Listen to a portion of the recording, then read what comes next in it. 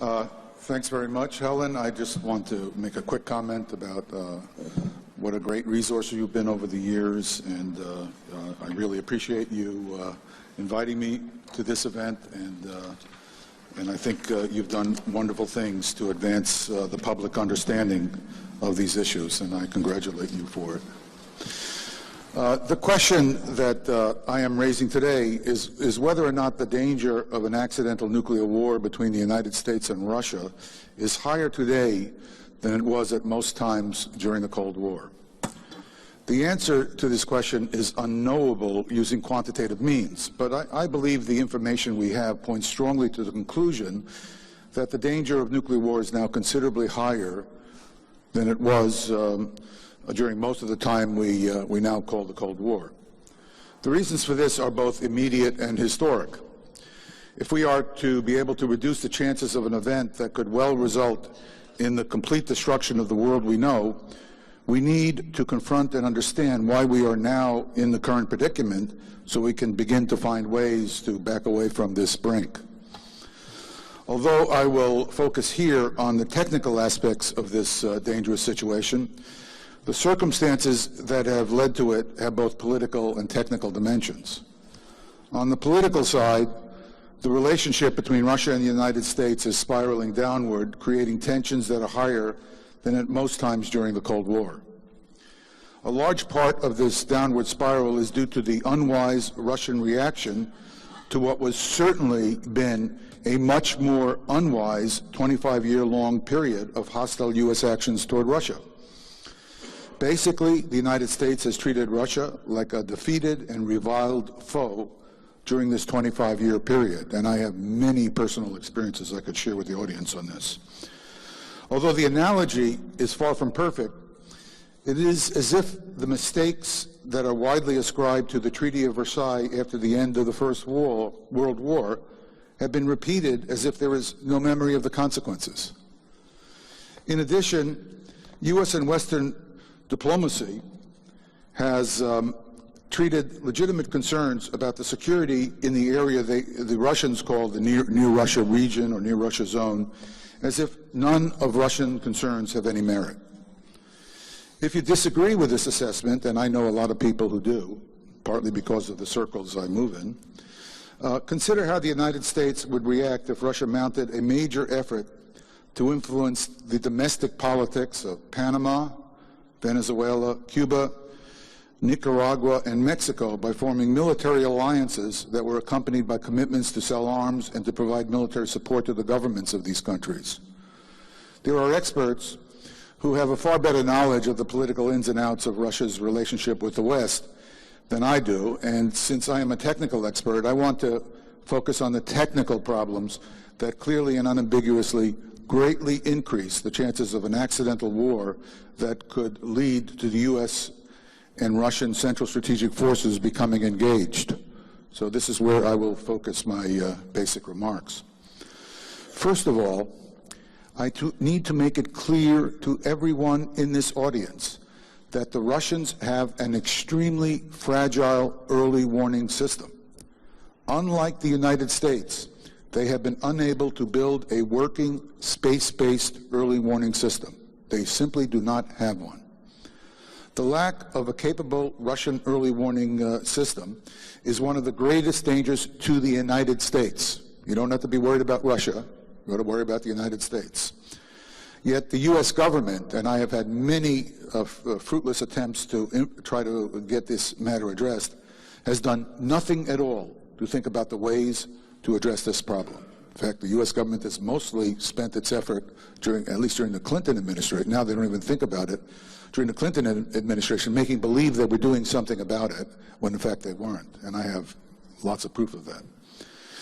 Now, the ability to see the launch of ballistic missiles from space makes it possible to have the longest warning time of ballistic missile attack that is possible. It is a general misconception that the extra warning time provided by these space-based systems is the most important contribution to U.S. security that these systems provide. This is actually not the case. The most important contribution of space-based early warning systems is general information about the launch of ballistic missiles on a global scale. The only country in the world that has some capability to destroy parts of U.S. Nuclear strike systems is Russia. Any attack from Russia aimed at destroying or trying to destroy U.S. counter-strike capability would have to be executed as a massive coordinated strike. Our current space-based infrared systems would make it possible within less than a minute to know whether or not such a strike is underway. So basically it's situational awareness. Since the Russians have no space-based early warning system, they can only observe events with radars, and the Russians have worked very hard on their radar early warning system. Now, radars are limited to line of sight. Since the Earth is round, line of sight limits severely constrain what these radars can see. That is, the line of sight limitation does not allow them to see events that occur below the Earth horizon.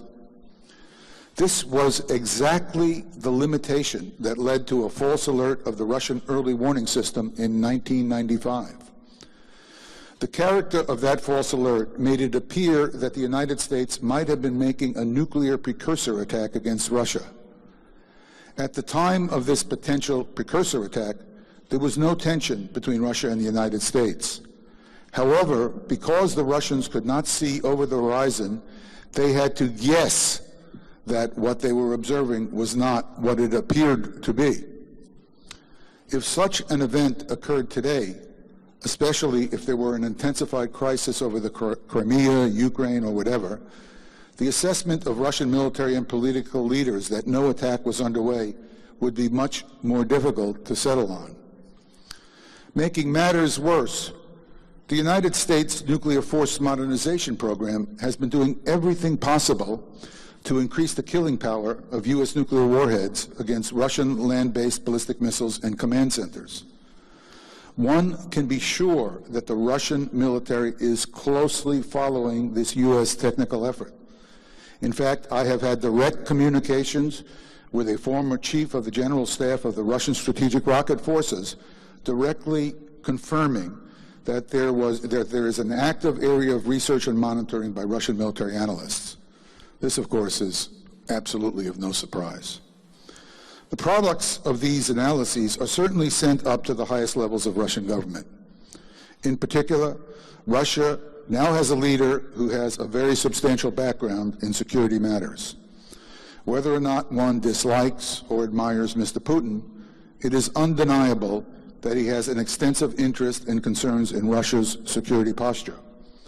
As such, it would be the height of folly to think that he is not fully apprised of the vulnerabilities in Russia's early warning system. This should not make us feel comfortable. So we now have a situation where the political relationship has spiraled downward. The U.S. relentless preoccupation with building nuclear warfighting machines is well analyzed and understood by the Russian political leadership, and the Russian early warning system is wholly inadequate for providing the kind of reliable and unambiguous data that could assure Russian political leadership that they are not under attack in certain ambiguous situations. Hence, I conclude that the chances of an accident that could lead to the launch of Russian nuclear forces is now at least as likely as it was during the Cold War. And in my view, it is probably higher than it was during most, although not all, of the time we called the Cold War. I would like to finish this discussion by showing you, by changing direction a bit, and show you how U.S. and Russian nuclear planners see the world relative to the actual realities. This is an important thing that all of you, I think, should understand. The U.S. is striving for greater accuracy in delivering nuclear warheads. The question a reasonable person might ask is, why? I mean, these weapons are so destructive. The first problem is that nuclear warfighters treat nuclear weapons as if they are instruments of conventional warfare that can be used in a scaled-up version of conventional wars. This conventionalization of nuclear war planning is a product of the Cold War and is still being pursued by the technical efforts within the United States and with less success, but with energy, within Russia as well. It is derived from a profoundly false belief that a nuclear war would have military objectives no different from that of a conventional war. In conventional warfare, each adversary tries to take advantage of confusion and chaos to isolate and destroy an enemy's forces piece by piece. By concentrating superior forces against weaker enemy forces, one can destroy the enemy forces so quickly that they cannot do nearly as much damage in return. So you really want to isolate the force and just chomp them up. Now, in order to achieve this goal, when fighting an adversary who is roughly the same size and capability, military planners try to find ways to concentrate their forces so that they can locally have numerical and firepower superiority. In order to do this, it is critical to be able to disrupt or destroy an enemy's command structure, communications, and mobility. This is generally achieved by attacking command and control nodes, bridges, railheads, and the like. If this goal is achieved, it is then possible for a skillfully commanded military force to take advantage of the chaos and disorder so as to crush an equally capable enemy force by destroying it piece by piece. Could I have the first slide, please? Can you turn on the slides? Oh, they're there. Okay, let me show you what the Russian nuclear warfighting plan might look like, which is simply a mirror of U.S. nuclear war plans. This is, yeah, I guess I should. This is, this is a notional plan. This is by no means real, although it could be certainly real and worse. What the planner would do is the planner has these targets they want to destroy. Bear in mind, they're thinking of these weapons like they are conventional instruments of conventional war. The particular targets can be very hard to blast if you're talking about destroying them physically in terms of just breaking them up into pieces. You may not need to do that, but that's what the planners think in terms of. So, for example, if you have some port facilities here, you might put a nuclear weapon on this port facility because dock facilities require tremendous amounts of overpressure, blast pressure, to destroy them. You might have a command center under the World Trade Center. You see that little circle there shows the lethal range from the point of view of the war planner, because this shelter is underneath the trade center, and you need to bring tremendous amounts of blast to collapse the internal structure. I'm not saying this is realistic, I'm just telling you. And then you have all these bridges. The bridges, of course, are points where mobility would allow your enemy to move forces in some kind of fictitious conventional war. You might have a railhead, for example, at the Grand Central Station. You might have a political leadership target at Gracie Manor, and so on. So you could have, a whole bunch of targets that you could find you need to service, in the words of the way the nuclear planners think, relative to the situation we actually face. All right, now, within the mythology of nuclear warfighting, the elimination of these targets would reduce the enemy's ability to move equipment, communicate, coordinate, so you can basically eliminate their ability to fight back. So the net result is that many additional warheads are needed to be targeted for redundancy, since some of the number of warheads can be expected to fail during flight. And all in all, it is easy to see how a large number of warheads could be needed. Basically, you need to destroy these warheads, these targets. They're very hard. And also, you need to assure that they're destroyed, which means you have to have redundancy. To give you a concrete example that's anchored in history, Hiroshima was destroyed by a single nuclear weapon that had a yield of roughly 12.5 kilotons. In 1960, George Kistiakowsky, who was then a science advisor to President Eisenhower, went out to Strategic Air Command and looked at what they were doing. And one of the things he did was he asked for information about how the U.S. was targeting a Russian city that was about the size of Hiroshima, just to get an example.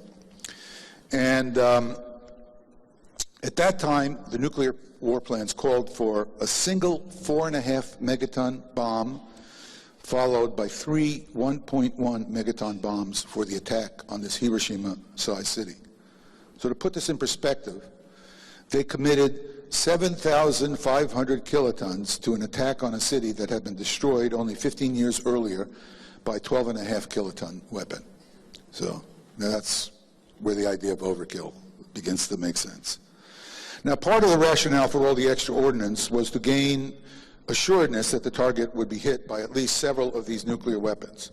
Another part of the rationale was to assure that each of the individual targets of interest within the city were adequately damaged. Having a high damage level is an extremely important part of nuclear war planning psychology. So this leads to these very large numbers. In order to get a sense of the reality of the situation, I have, let's see if I've got this right. Okay. I have just put together a diagram. You'll see this probably, I think Stephen will show the same one. I chose an 800 kiloton warhead because Stephen Starr wisely chose a warhead that is standard in the Russian arsenal. And basically the scale is, this is basically about a mile. Notice here, these lines show you the accuracy. The upper line shows you the accuracy that's currently achievable with U.S. submarine-launched ballistic missiles. It's about 600 feet, a circle of diameter about 600 feet. They're working very hard to get down to a circle of about 400 feet with the nuclear modernization program. So to give you a sense of the actual physical effects, this shows you the fireball from a nuclear explosion of 800 kilotons over this area. Now down here I've just shown a white sort of semi-transparent cloud to emphasize that the light and heat coming out of this fireball is tremendously large. It's about 2.5, 3 times the light and heat coming out of the equivalent surface of the sun. And of course the sun heats the earth from 90 million miles pretty effectively, and of course this thing is very close. So what happens is the light and heat is so intense that stone surfaces literally will shatter from the heating rate. I mean, they'll just thermally disintegrate, and not necessarily burn, but thermally disintegrate. And metal will melt or evaporate, roads will melt or evaporate. It'll be extremely intense, and of course you wouldn't be able to see through this haze. It's just there for now. I keep always pointing the wrong way, my story of my life. Here is just a depiction of what happens 30 or 40 seconds later. And the fireball hasn't begun to rise it'll buoyantly rise to a tremendous height. And what happens is the fireball acts like a fast-moving piston. It's just superheated air from the deposition of energy from the exploding nuclear weapon. It acts like a fast-moving piston on the surrounding air, causing a shock wave that reaches the ground and then is reflected from the ground. So you have a reflected and primary shock. You have a pressure wave of enormous intensity and physical length, physical width, and you have very high winds, and you see all this debris being lifted up along with it. And eventually, a very counterintuitive thing happens. Eventually, the fireball will rise buoyantly to an altitude of maybe 5 miles, and you can have 200 or 300 mile an hour winds internal just from the sucking action of this rising fireball. That's one nuclear weapon. Okay, 2 minutes, just in time. And I don't mess with the... All right, so let me bring you back to the first slide. What that shows is the objectives of the Nuclear Force Modernization Program. Let's go back to it.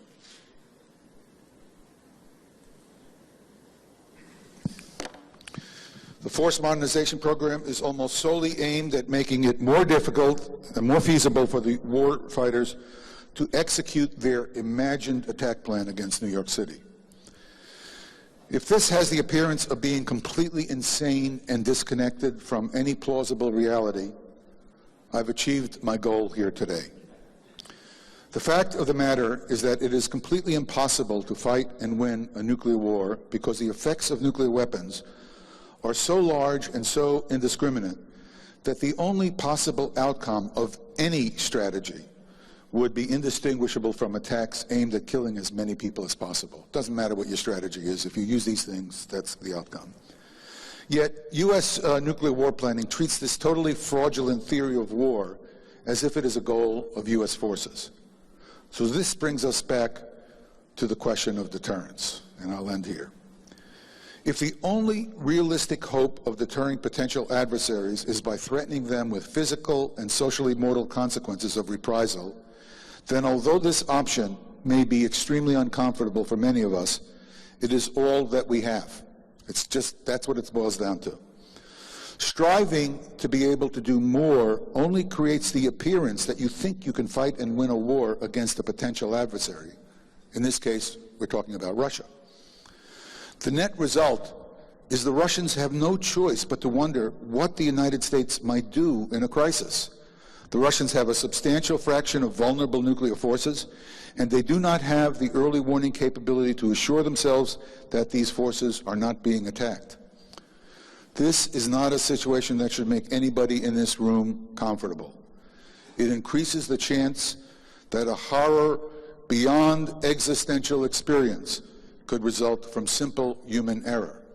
The idea that by continuing to raise the level of threat against Russia via the kinds of improvements that are now being implemented in the U.S. nuclear force modernization program might well be counted as possibly the most dangerous insanity in human history. Thanks very much.